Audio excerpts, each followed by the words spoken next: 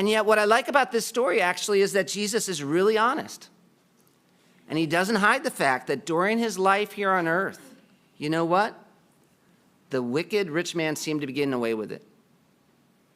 There's no major tragedy that he describes happening to him.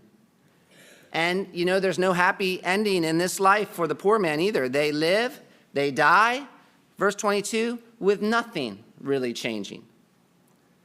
And that is just so significant. I want to emphasize it and make sure you see it, because obviously the reality is we know there are a lot of things that are good about obeying God right now. And there are a lot of things that are bad about disobeying God right now. And so there are sermons I could preach on the blessing of obeying God with your material resources in this world right now and the consequences of disobeying right now. But in this story, Jesus wants to focus your attention on the fact that until he comes back, we're living in a world where wicked people often prosper. That's pretty normal. A world where people who have spent their lives ignoring God's word and doing the opposite of what God says often thrive financially. They do really well.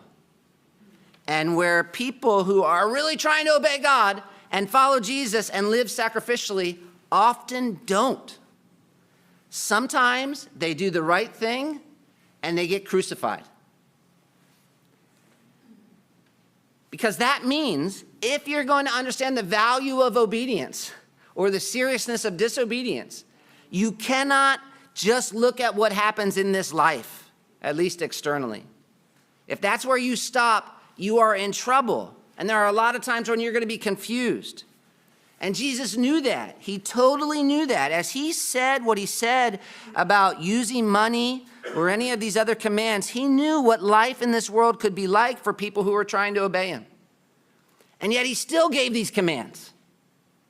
Not because he was unkind or anything like that, but because he knew there's more to this life than this life.